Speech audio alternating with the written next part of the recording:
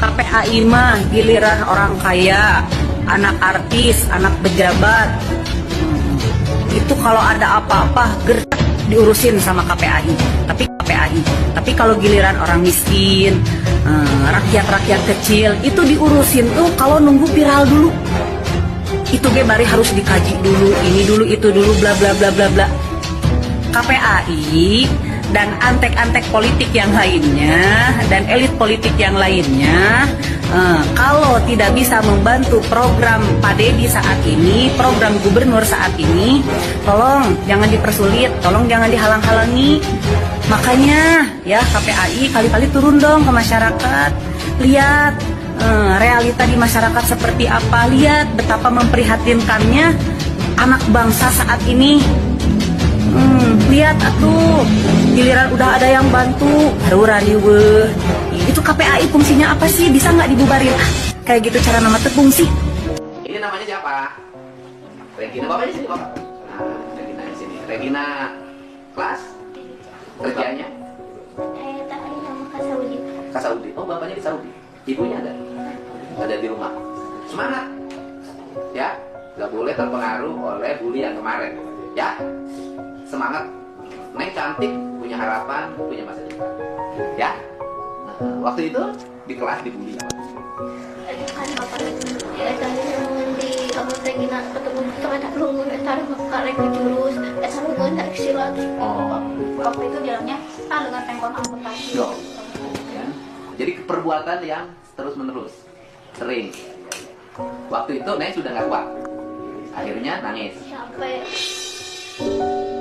masalahnya ibu ya, ibu mukul waktu itu pakai apa? pakai bekas gagang sapu pak. Bekas? Yang basah, ya. Nah, gagang Jadi ada sapu. gagang sapu. Berapa? Sapu tadi sapu lidi, sapu hijau. Sapu. Oh, terus? Waktu itu kan dia nangis, yang bunuh diri, terus sekian yang bunuh diri. Oh, bahaya. Kemudian terus sekian ibu abi mau yang bunuh diri, terus sekian apa naon atuh sih teh. Tapi jadi boleh we jadi hati. Wah, usaha aja kita gitu. Kita udah mau pulang, Ya. bawa pakai tas. Akhirnya terus bade keluar ruangan, kami bilang heula gitu. Terus? Cici heula gitu. Jadi Pak itu pemukulan hari itu gitu. Abi mah tenang gitu. Umur berapa bisa sama bapak? Umur 5 tahun udah bisa. Bapaknya nikah lagi. Kenapa sebenarnya gitu? Kasihan. Ya. Ya. Hidup harus saling menyayangi, nggak boleh gitu. Ya. Ke ibu udah ngemaafin? Sudah. Udah minta maafin? Sudah. Sini. Jangan sini. Ayo. Ini dua-duanya kan anak bapak kan. Ya. Udah baik belum sekolahnya sekarang? Kelasnya? Masih ganggu nggak? Nengnya lapang dada.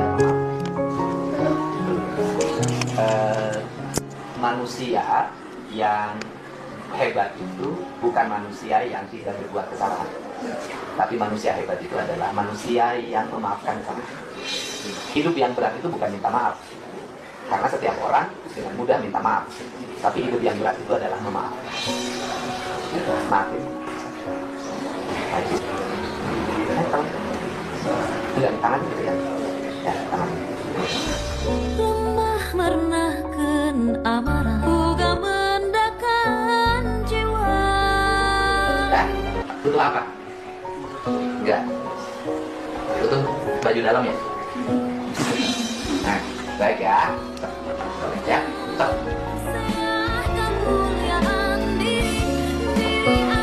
Lihat gitu ya, saya mengajak mari kita bersama melihat ini anak usianya belum 18 tahun ya, ini adalah anak. Yang kedua, hak anak itu dilindungi loh ya, untuk berpendapat dilindungi lewat konstitusi RI, dilindungi juga lewat undang-undang perlindungan anak. Nah yang ketiga adalah emang kan ini tentu sih tidak setara ya. Saya sebenarnya mengapresiasi bahwa ada dialog yang dibuka oleh gubernur, namun tadi Pak Gubernur ini kan punya relasi kuasa yang tidak seimbang dengan si anak ya. Jadi ketika anak itu terus berani berbicara, kalau saya sebagai pemerhati anak, saya menganggap bahwa ini anak sebenarnya punya keberanian luar biasa. Yang kedua adalah kan dia bicaranya sebenarnya runut, hanya dipotong-potong aja ya oleh gubernur. Jadi sedang bicara apa belum utuh sudah dipotong. Nah ini juga mengakibatkan kita tidak menangkap makna yang keseluruhan dari yang mau disampaikan oleh anak ini. Yang ketiga adalah ini kan divideokan, kemudian juga diviralkan ya, kemudian berkali-kali dikatakan ya seolah-olah tuh gini ya, nggak punya rumah tapi ngutamain ini. Jadi udah ada mengejas gitu ya anak ini gitu. Nah, menurut saya sebenarnya dialog yang baik tidak seperti itu. Pertama, kalau memang mau dialog ya sebaiknya sih dipanggil berdua, bicara bebas. Yang kedua adalah sekali lagi, terlepas dari ini saya bukan karena tidak setuju atau setuju dengan wisuda dengan bukan ya. Tapi dalam hal ini saya lebih melihat adalah kondisi si anak dan bagaimana anak ini berpendapat gitu, karena dia punya video-video yang sebenarnya lebih utuh kita bisa melihat. Lalu kalau ada sebuah kebijakan kemudian ada yang mengkritisi, sebenarnya dilindungi kan di negeri ini. Jadi konstitusi kita melindungi gitu. Jadi sebenarnya nggak apa-apa. Dan karena ini anak, bukan manusia dewasa. Ingat, kita pernah jadi anak, tapi anak kan belum pernah jadi orang tua, jadi guru, atau jadi gubernur apalagi gitu. Jadi tentu cara berpikirnya beda dengan orang dewasa. Jadi pendekatan dengan anak ya, mendengarkan anak, saya rasa menjadi hal penting, apalagi sebuah kebijakan. Kebijakan publik itu harusnya juga menyentuh atau menanyakan, minta pendapat pada yang terkena langsung, termasuk anak-anak, guru, dan orang tua. Baik. Begitu, Mbak. Bu Retno, berarti apa yang Anda ingin katakan tentang bagaimana seorang gubernur Deddy Mulyadi berdialog dengan seorang anak dalam relasi yang tadi Anda katakan tidak setara, tidak selevel? Apa catatan Anda dengan gaya komunikasi yang terjadi dalam video yang kemudian viral, dan kita bisa lihat kemudian seperti apa respon netizen kepada pada viralitas yang terjadi itu, dan siapa kemudian yang diuntungkan, siapa yang kemudian akhirnya menjadi dirugikan di dalam video itu? Iya, pertama memang Kang Deddy ini kan punya ciri yang begitu ya. Jadi artinya itu karakter. Nah, itu sebenarnya sesuatu yang nggak apa-apa. Saya juga senang sih dengan cara ceplas-ceplosnya beliau gitu. Tetapi ketika berdialog dengan anak nih beda gitu ya. Jadi cara kita berdialog antara orang dewasa dengan anak tuh lain. Nah, yang kedua adalah ini kan seolah mengaburkan ya. Jangan sampai kita juga gini ya. Orang Indonesia ini suka gini loh. Apa namanya, seolah kalau kita membantah gitu ya, atau kita punya pendapat berbeda, kemudian dianggap tidak suka. Padahal kan enggak. Ini kan soal mengkritisi ya, itu satu. Jadi bukan masalah adalah, kontennya ya Bu Retno, bukan masalah kita pro atau tidak pro dengan kontennya, tetapi dengan bagaimana caranya, begitu ya? Betul. Dan yang kedua, kita harus menghargai anak ini. Kalau saya lihat bacaan di netizen ya setelah diupload video ini, itu lebih banyak menyerang anak ini kan. Jadi misalnya dengan kata-kata yang menurut saya sangat menyakitkan, itu harusnya tidak boleh dilakukan, dan itu contoh buruk pada anak-anak kita. Misalnya kalimat udah miskin, belagu, sok kaya apa gitu. Padahal ini bukan itu loh. Ini soal dia berpendapat. Dia juga nggak puasa kok kalau akhirnya kebijakan itu dilakukan oleh sekolah dan oleh dinas pendidikan atau oleh gubernur. Dia nggak puasa. Tapi dia ingin berpendapat. Dia ingin pendapatnya itu didengar. Dan menurut saya ada kalimat yang bisa kepotong-potong ya, lagi ngomong dipotong. Contohnya misalnya gini, yang sederhana aja, maksud dia gini, wisudanya di sekolah aja sederhana, mungkin dia mau bicara begitu ya, sehingga tidak memerlukan biaya yang lain, tapi memberi kenangan. Nah, kayak kan gini, emang nggak cukup kenangan 3 tahun. Nah, misalnya dia itu ingin, kayak kalimat dia kan ada tuh di video dia yang lain, misalnya gini, ada anak SMA dan SMK yang mungkin nggak punya uang untuk kuliah. Nah, makanya pada level SMA ini kayaknya wisuda itu menjadi hal yang diinginkan, begitu kan? Nah, saya juga orang yang sepakat bahwa TK, SD, SMP itu nggak perlu, tapi mungkin SMA dan SMP perlu dengan sejumlah catatan, dan itu bisa diatur oleh Pemprov. Oke, baik. Saya bergeser ke Pak Dede sekarang untuk komentarnya terhadap video yang viral ini, Pak Dede. Pertama, saya salut ke Putri tadi ya, dengan gaya Kang Deddy Mulyadi pressure seperti itu, beliau masih bisa menjawab dengan baik lah gitu. Tapi saya tidak mau terjebak pada ngebahas komunikasi politiknya Pak Deddy Mulyadi, komunikasinya, karena itu bukan bidang saya. Saya hanya ingin menyikapi bahwa ada Undang-Undang Nomor 20 Tahun 2003 tentang Sistem Pendidikan Nasional di pasal 6. Menyampaikan hak, menyampaikan aspirasi itu adalah dijamin oleh hak asasi manusia. Selain dari di Declaration of Human Rights juga diatur. Tapi di pasal 6 itu yang mengatur tentang prinsip penyelenggaraan pendidikan, di antaranya demokratis, berkeadilan, tidak diskriminatif, dan menjunjung tinggi HAM. Nah, ini adalah aspirasi siswa terkait harus adanya perpisahan dan study tour. Itu yang pertama. Yang kedua, sekolah itu kan ada 3. Ada SD, ada jenjangnya, ada SD, ada SMP, ada SMA. Nah, setelah SMA ini, tidak semua orang bisa kuliah atau melanjutkan ke kuliah. Jadi di SMA inilah dijadikan sebagai patokan akhir, sebagai kunci kenangan ibaratnya. Sebagai kunci kemenangan bagi mereka semua. Maka dari itu, ada hal yang penting juga yang perlu saya sampaikan. Bahwa ketika ada biaya yang muncul, tadi kata KDM, ini memberatkan dan segala macam. Tolong diingat, di undang-undang itu ada peraturan tentang keputusan Menteri Pendidikan nomor 67 kalau tidak salah. Itu membahas tentang bahwa ada komite sekolah. Nah, komite sekolah itu adalah orang-orang yang memang ditunjuk oleh pihak sekolah dan masyarakat untuk bisa mengkomunikasikan terkait. Pak Dede. Ya, halo? Iya, Pak Dede. Ya, siap.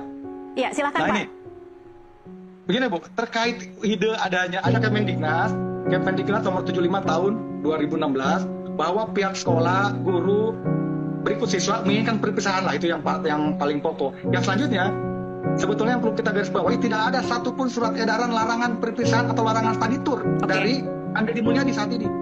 Tidak ada. Ada juga surat edaran dari Bupati sebelumnya, Pak PJB, terkait itu pun boleh dilakukan asal di wilayah Jawa Barat. Tapi Kang Deddy Mulyadi tidak ada dalam surat gubernur. Pergubnya tidak ada, instruksinya tidak ada, berupa surat tidak ada. Kenapa tidak ada dalam bentuk surat? Karena surat dari gubernur kalaupun itu keluar bertentangan dengan Kemendiknas nomor 75 tahun 2016. Baik. Oke, Gitu. oke. Kalau Gimana sekarang bertentangannya? Iya. Bertentangannya adalah karena itu adalah study tour, perpisahan, itu dikelola atau dilaksanakan, diusulkan dalam forum komite sekolah. baik. Oke, Gitu. Berikut baik. orang tua wali gitu. Baik, Ya. saya tadi tahu Bu Retno tidak mau terjebak membahas soal ini, tapi mau tidak mau harus kita bahas sedikit soal bagaimana kemudian ini perdebatannya adalah kebebasan berpendapat versus kemudian kebijakan tidak perlu ada wisuda. Jadi kemudian kalau kemudian dihadapkan dengan dua komponen ini, mana sebenarnya yang harusnya ditempuh ketika kemudian kita memiliki ada satu video viral yang seperti ini yang membuka ruang diskusi, apakah memang perlu dilarang atau sebenarnya ini sebenarnya bisa kemudian menjadi kebijakan masing-masing sekolah atau masing-masing individu, masing-masing orang tua, atau seperti apa sebenarnya? Mungkin saya ke Bu Retno lagi. Ya, pertama saya sepakat gitu ya dengan Kang D ya, yang anggota Komisi 5 ya Pak dari DPR Ya, betul. di Jawa Barat Provinsi Jawa gitu. Ya, pertama tuh menurut saya adalah aturan. Jadi kita harus berdiri di atas aturan. Jadi kalau aturannya tidak mengatur, kemudian kita mengatur dan bahkan kemudian melanggar ketentuan di atasnya, maka sebenarnya kan berarti terjadi pelanggaran aturan oleh pengambil kebijakan. Jadi dalam hal ini bukan soal setuju atau tidak setuju, tapi ini soal bagaimana harus berdiri di atas aturan. Yang kedua adalah ini pernah nggak dievaluasi? Yang jadi itu cuma gini ya, oke, ini memberatkan gitu. Versi siapa? Versi ada orang yang ngadu, oke, pasti ada pro kontra. Tetapi kalau kita sebagai pengambil kebijakan, maka seorang pejabat itu harus pakai data menurut saya. Nah, data itu harusnya dibikin karena Kang Deddy ini bisa nyuruh kepala dinas pendidikan ya untuk melakukan semacam survei kecil misalnya dengan Google Form, pendapat siswa, pendapat guru, pendapat orang tua, sehingga kalau memang harus dilarang atau tidak itu kuat berdirinya. Nah, menurut saya ini kan kurang mendengar dan ketika ada yang berbeda seolah menyerang, padahal menurut saya enggak Baik. gitu.